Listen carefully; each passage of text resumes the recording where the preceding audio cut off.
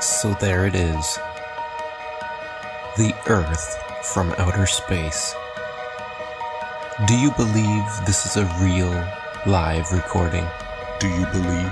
How about now? Does this make it more believable?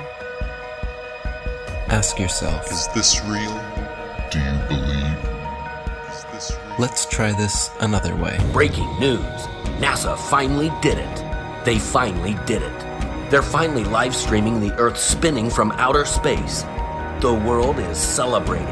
This one will go down in history. Convinced? Well, if you didn't fall for that, then why would you fall for this? Maybe you just never paid attention.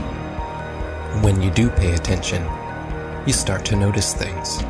Are you paying attention?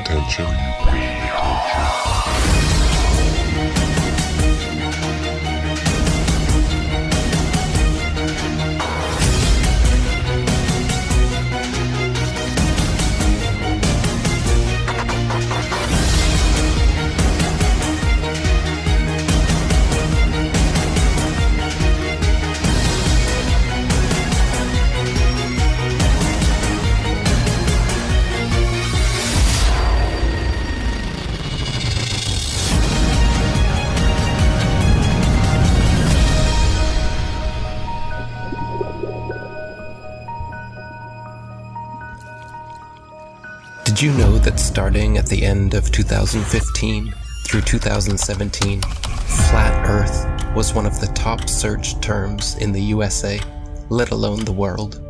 While most of you were falling for the political charades, the rest of us were trying to discover the true nature about our world. My name is ODD TV. I'm a local rapper here in Denver, Colorado. I just want you to know the truth, so please don't shoot the messenger. It's a bitch, but this is how it is when you live. I've been rapping for 20 years, just like anyone else. When you're a kid and you're really into music, you're into making music, every kid looks in that mirror and fantasizes about being famous. And because I like to make my own music, I just decided, screw it. I'm gonna make a YouTube channel and start talking in videos. There has never been one experiment that proves that the Earth is in motion. When you try to find the curvature of the Earth, it's nowhere to be found. Unless you're looking at footage from GoPro cameras that have fisheye lenses, Hollywood movies, or NASA propaganda. Started making the videos in 2014, early 2015. Started getting noticed. You're living in a world where there's fake people faking events on TV in order to move agendas forward. With the Earth being flat, I couldn't just sit around and do nothing. There was videos everywhere. There was videos of people doing science, putting balloons up with a camera that doesn't have a fisheye lens on it, like a GoPro lens, a wide angle lens. And they were using these cameras that didn't have those. The horizon rose to eye level, which would be impossible on a ball that would be falling away from you as you rose up. There's people putting out top 10 NASA hoax videos, debunking the moon landing, picking apart NASA just left and right. It was awesome. Awesome time for YouTube between 2015 and 17. Even Google mentioned it during their commercial. Do you remember this? Why would Google be promoting this? As a joke? As a joke? No. We know why. They were panicking. Panicking because the platform they purchased 10 years ago was collapsing with truth. The powers that be would not allow that. As we want to provide users with authoritative, trustworthy information. I'm sorry to cut you off. I only have a minute and a half, and I don't really need to hear what you're trying to provide. I want to know how you're dealing with all these conspiracy theorists on your platform. So the first way is by demoting low-quality content and promoting more authoritative content, and the second is by providing more transparency for users. So we're introducing boxes that provide factual information at the top of results that have shown themselves to turn up a lot of information that is counterfactual, such as searching for the Earth is flat on YouTube, where you see a lot of... Your response is to put a box saying, nope, the Earth is not flat. Correct. Okay. So instead of deleting all of the millions of videos we have made, They simply decided to bring in their puppets to reiterate the agenda at stake. We are already sufficiently motivated to invest the necessary resources and people in addressing this threat. You can tell it's real because it looks so fake, honestly. The Earth being flat is getting out of control. Can you please help? Can you please help? When you stand on the shoulders of those who came before, you might just see far enough to realize the Earth isn't flat. 1 + 1 is? 2. What color is the sky? Blue. And the Earth is? Round. Second is here. This float celebrates flat Earth theory that is spreading ironically around the World and its possible roundness. Spinning. Now they are talking about it. They want you to search for it, because they already changed their algorithm to be set up in their favor.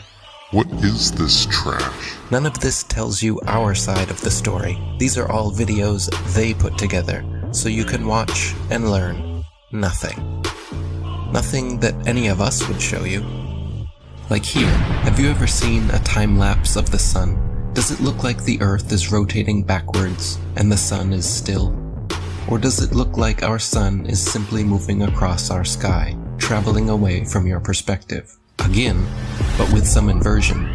You can clearly see the sun, not only decreasing its size, but heading towards its next destination with a slight turn before it disappears from your line of sight.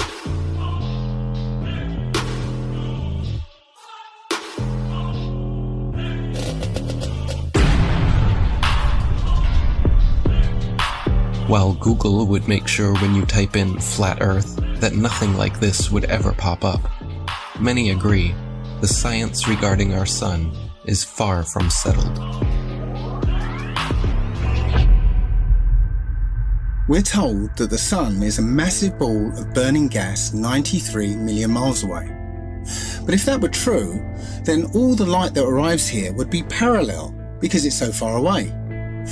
And it has to be parallel because one of the most often cited supposed globe proofs is Eratosthenes' experiment between Alexandria and Syene, by which he calculated the size of the Earth.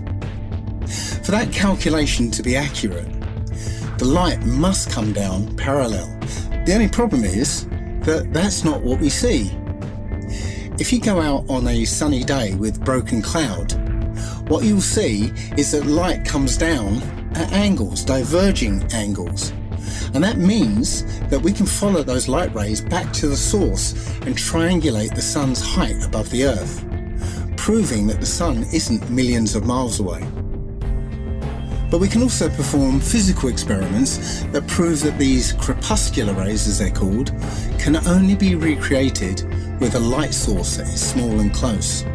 It doesn't take a genius to understand that the further the light source goes up, the more the sun rays would spread out and become parallel. The reason you'd even think that the sun... If the Earth was flat, wouldn't it be sunny all the time?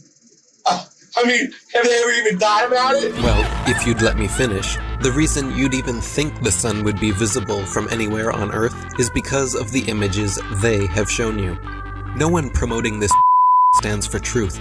You can keep believing in your fantasy gas ball 93 million miles away. You can keep believing in your fantasy gas ball. While we keep experimenting to try and figure out what the sun actually is, and how close it could be. With a local hotspot, it should be easy to comprehend that the sun is small and close to you. To put that in perspective, imagine a table 2 meters wide in a completely dark room. And you're holding a small but very bright light bulb, 3.4 millimeters across. And you are holding it about 31 centimeters above the table. What you'd see is a circular pool of light directly on the table, beneath the light bulb. But on the other side of the table, it would be in darkness. Now, it seems to our mind that if you were on the other side of the table, you would see the light because it's, above the table. But that's not true, because on that part of the table, it's in darkness, meaning that the light isn't physically reaching that part of the tabletop. Your senses are correct. We're also told that the sun sets because as the Earth rotates us away from the sun, it's actually obscured by the physical curvature of the Earth. That's not what we see. What we see is a local sun that is taking its local light with it. What happened to the horizon glowing across half of the world? Most sunsets are already fading through pollution, dander, chemtrails, and fog. Plus, refraction will always make the sun seem like it's going down, as well as your perspective. It would appear to sink down in your field of view. That's perspective. The further away you get from it, the lower it will appear.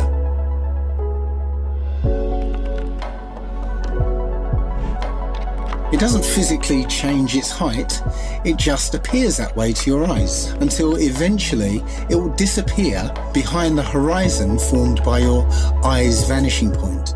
Your eye has an angular resolution of 0.2 degrees, and anything at that height will disappear beyond the limit of your sight. Many times we can see time-lapse footage of the sun that shows it getting smaller as it moves away from us. Now, that's not always the case, since the sun is travelling around the North Pole. The closer you are to the north, the less you'll see the size change. But from locations beyond the equator, you'll absolutely see the sun's size change. And that could never ever happen if the sun was 93 million miles away. You wouldn't see the sun change at all. Our eyes cannot see farther than what they were designed to see. But that is no reason to keep them closed. There's also an effect that occurs under certain conditions called atmospheric lensing, where the sheer amount of atmosphere, as well as the rain between you and the sun, acts like a lens and a prism, magnifying it greatly, which leads to another observational proof that the sun setting is an optical effect. At such times, when the sun is setting over the sea, and it seems as though it's half hidden by the horizon, then you can zoom in with a high-powered zoom camera and see that it's actually still above the horizon. It's just an optical illusion. Pay attention to the sun rays here. This alone proves our local sun, and so do these shadows. So what about the moon? We all witness the moon only illuminating the local clouds around it. That is because it is also a local light, but one with opposite effects from the sun. As we can all agree, shade from the sun is cooler than direct sunlight. But did you know the moon's shade is actually warmer than direct moonlight? The moon produces cold light, something the science priests must have forgotten to teach us all about in school. Not only that, but at times we can see stars through the moon, proving it is not some solid rock 238,900 miles away. In the 60s, true science regarding the moon was the shadow band topic of its era. I consider myself to be an ordinary, humble person who wants to serve mankind with what man has striven for from the beginning of consciousness, with truth and understanding of the world. Well, now, one thing, you have a theory about the moon, and we expect to be able to get observable facts about the moon fairly soon. What is your theory? Well, it is by now rather more than a theory. 10 or 11 years ago, I stated to various scientists that the moon is not a piece of rock, but it is plasma, cosmic plasma. Gravitational theories are out, and the new concept of the cosmos and of its laws has to be evolved. This fact will eventually be confirmed. I made certain predictions which were already confirmed in 1958, and the situation now is coming close to a complete confirmation. What will be the result if you're proved to be correct in your theories? The result will be profound and decisive. Because if the moon is a plasma, no man will ever land on it. And the Americans and Russians are thinking of landing men on it. Well, that will never happen. People actually believe they walked on the moon, talked with Nixon, played golf, drove a car, and planted a flag. If you really believe that Neil Armstrong took the first step, then why do you give any credit to the cameraman already there waiting for him? These guys were all US military men coerced into acting. They wanted the money and power that came with the deal, of course. The problem was, they were terrible actors. They couldn't even pretend to be excited, knowing they were lying to the world. But the show had to go on. Michael Collins and Neil Armstrong rarely spoke in public about it, but there was one man not shy about lying to your face. The spokesperson for the Apollo deception. It's my pleasure to present Colonel Edwin Aldrin. No handshake, hug, smile. Their facial expressions are similar to those experiencing constipation, not celebrating an accomplishment. Distinguished ladies and gentlemen, it is with a great sense of pride as an American and with humility as a human being that I say to you today what no men have been privileged to say before. We walked on the moon. I mean, they couldn't pay them enough to look up and smile? Society has always debated these planned Apollo events since day one, never imagining then that almost 50 years later, they haven't had the balls to fake another. As a tattooer, I talk to hundreds of people a month, and people are actually really starting to wake up with everything that's going on right now. I mean, people are sick of the lies. This is the biggest deception ever. The globe, the spinning ball globe, is the biggest deception. If NASA was legit, literally all they would have to do is one thing. Take one of their satellites, zoom in on someone in Australia, upside down, driving a car.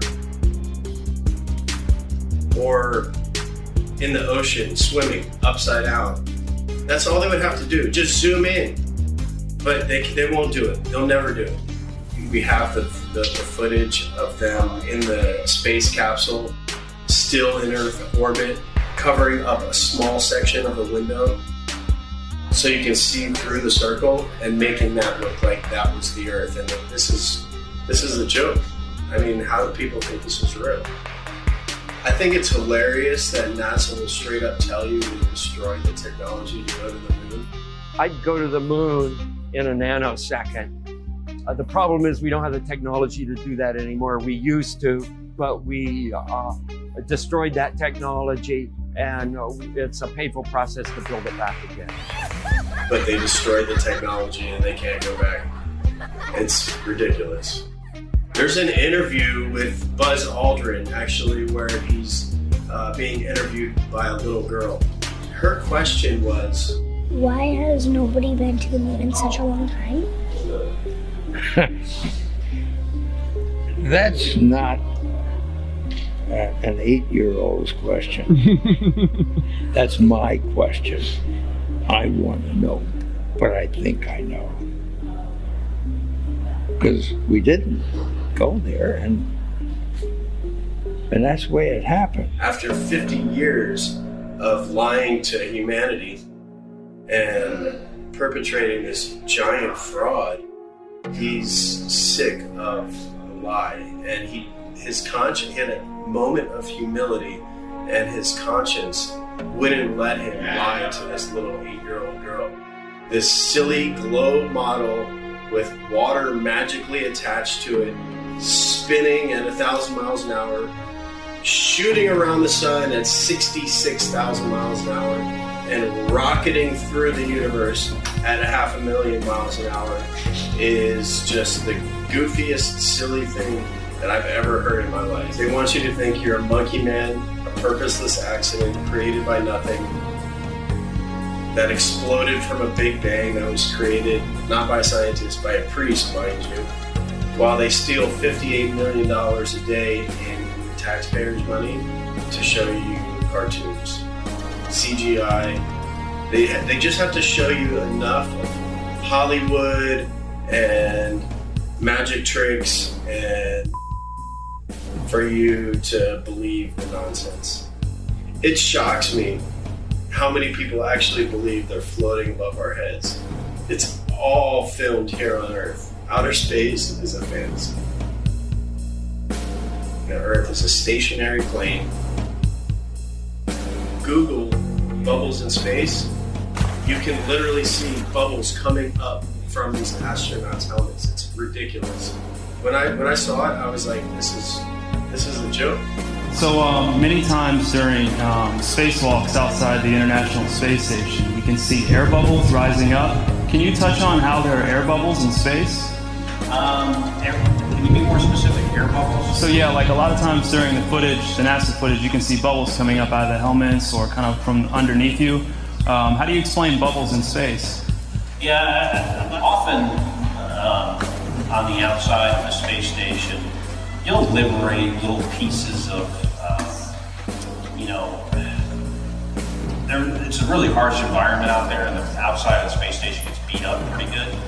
And sometimes, you'll see just little flecks of paint or something that you might have disrupted floating away from the suit. And, that's generally what that is. I've never seen any kind of air bubble anywhere. Could it be that you're filming in an underwater pool and you're not really out there? All right, well, I just encourage everyone to look up bubbles in space, hashtag bubbles in space. Thank you very much. How's Bubbles in Space doing? How's what? Bubbles in Space. Bubbles in space? Yeah. I don't know what that is. No? You Mr. Kelly? Yeah. Oh, yeah? You don't remember the question from Tampa about the bubbles in space coming up from the helmets? Yeah, you guys are in an underwater pool, remember? We know. Just remember. What's up, man? Can you sideline the hashtag bubbles in space? Hashtag bubbles in space? Bubbles in space, brother. What's your word on that? What is that? Yeah, you were asked that 2 times in the past couple months, actually, about bubbles coming out in the spacewalks. Oh, you're that guy. I'm not that guy. I'm one of those guys. Yeah, I'm not gonna write that. And then, thank you so much. There you go. Astronauts on harnesses as well. Anything to say about that? Do I have anything to say about it? Yeah. I have anything you want me to say about it. What do you want me to say? Whatever your thoughts are. I just want your honest opinion. About what? There's video evidence of guys hanging from harnesses in the International Space Station. Sir, we need to keep going. There's a very long line. Thank you so much. Can you please step forward? Thank you so much. How about please step forward, selling a book of pictures with taxpayer money? How about that? Thank you so much. Taxpayer money? These were all on taxpayer dime, wasn't it? Not this one, but the picture book. Come back over here. You know what you can do? You can sell the same pictures yourself because they are public domain. Absolutely. They should be free to the taxpayers. They are free. Why are you selling it for $40? You can do whatever you want with them. Well, you're doing it a disjustice by ripping off the taxpayers. You know what you're doing. Hey, thanks for coming. Once people start realizing that we've been lied to on a grand scale, everything from the government to our schools, it all just comes crumbling down. It shocks me how many people actually believe they're floating above our heads.